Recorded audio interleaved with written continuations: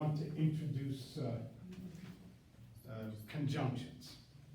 Yeah, there are 8 parts of speech in English, and we'll study those separately. But let's start with this one. We already mentioned noun and verb. Yeah, junction. Don't we have a junction at trains in Secaucus? I call it Secaucus because I grew up very close to Secaucus. It was a dirty, poor, ugly town. And now Secaucus is a beautiful, rich town. They changed the accent and they cleaned the town. I don't quite understand, but now it's Secaucus, like it's outside of Paris, instead of very close to Jersey City. Which is So also they fancy. have Secaucus Junction, where all the trains come together, and you can get on the train to New York City. You can take the train from Fairview and the train from Ridgewood, and you go to the junction. All right, so a conjunction obviously joins. It's going to join, this word is going to join 2 clauses or 2 series of words. Conjunctions do a lot of things. But let's talk first about, I love this word. You know, I just called it a baby sentence, and now I'll call it a baby conjunction. I guess better grammar books will call them simple conjunctions. I kind of like the idea of baby conjunctions. And so maybe there are 4 that we use. There are actually 7, but we don't use them. And then we have the word yet. Yet is very similar to one of these. Yeah, it's the same as that. Although Grandma used that, but we don't use that. Yet has become right now a time word. You know, if you go to the hospital to visit your uncle who's really, really, really, really sick, you might ask a really bad question, no? Like, is he dead yet? I mean, technically, I could say, have you eaten breakfast yet? That's a time word, right? But this yet is but it's old. And in speaking, we really don't use this very much. All right, so let's put these small, simple conjunctions in between these 2 independent clauses. But I'll tell you, first of all, the meaning will be different in all 3 of these. According to which one we use, the meaning will be different. John stayed and Jen left. What's the relationship between John and Jen? Do we know? What's the relationship between them? Are they friends? Are they enemies? What's going on between them? We don't know. We don't know. It's simply adding more information and does not tell anything. So let's do this one. John stayed, but Jen left.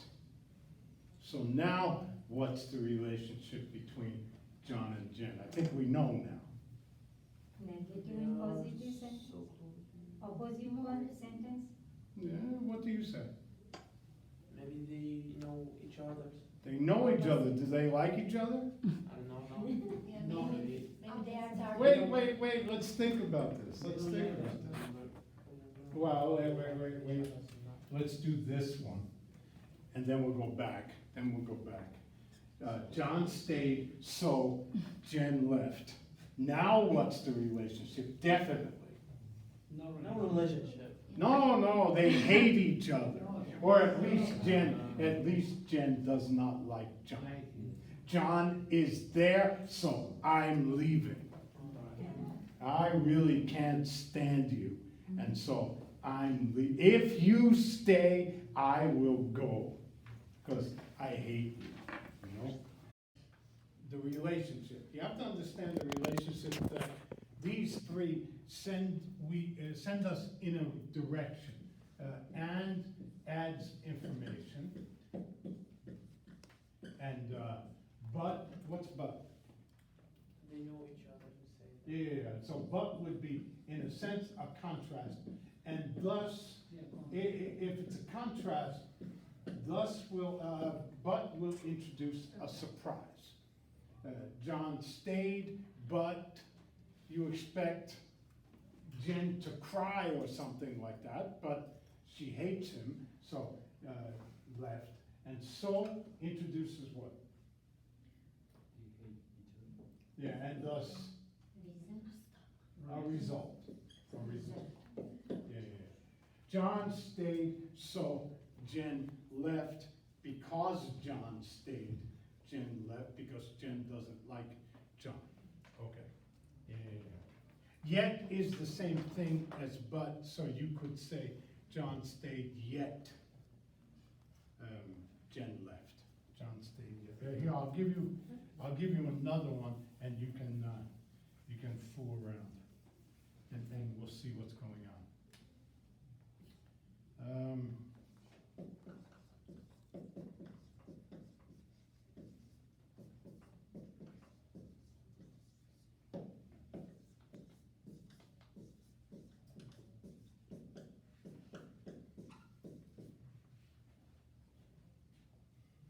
Jim finished dinner, there's no food left, and he was not full. Full means your stomach can't take any more food. So what do you think here? If we put and, what's going on? That is, Jim finished dinner, and he was not full. You think it should be but? Probably. Doesn't make sense.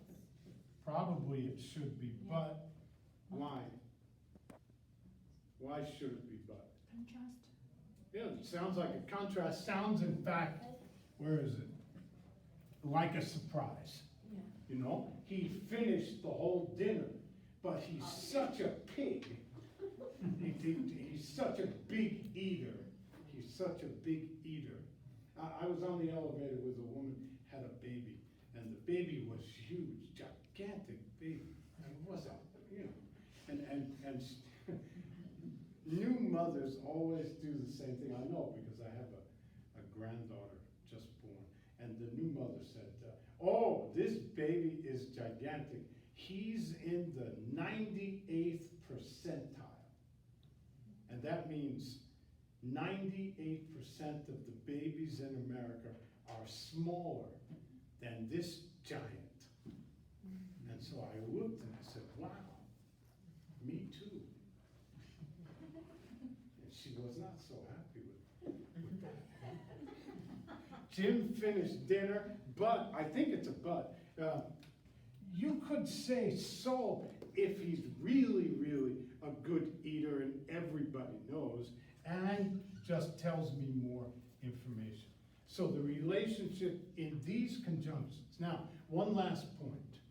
Do you want to punctuate here? Yes. We have, in this one, I guess, 3 choices again. Let's get back to the same 3 choices. Now, this one, though, I'll say, so I'll put period, and a comma, and nothing. And I'll tell you, this time, there are 2 correct answers, not just 1. And so, what do you want? Period? Can I begin a sentence with and, capital B but, capital S so? No, you really shouldn't begin with those conjunctions. They really don't begin sentences. So, that's out. Now here, we only have 2 words. John stayed. Now, therefore, we can put nothing. Do you know the rule? How many words must be in the first independent clause that we absolutely must put a comma?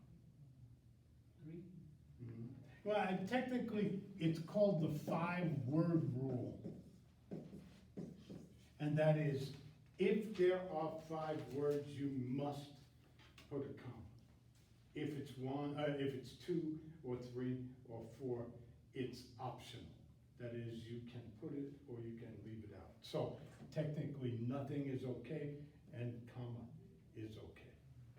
Henry ate 2 slices of delicious cake. So you want to count the words? 1, 2, 3, 4, 5, 6, 7 words. If you have 7, you must put a comma before and or but or so. In the short one, John stayed, you may put it, but you don't have to put it. You don't have to. I always do, because I don't want to think and I don't want to be counting words. If you put the comma, it's fine, it's perfect. And so I always put the comma. You have it? And so if I were you, I would put the comma. This way you don't have to say 1, 2, oh, it's 4. Should I put it? Should I leave it out? It's too much thinking. You have enough to worry about. And so I would put a comma before and but and so all the time. All the time. Good?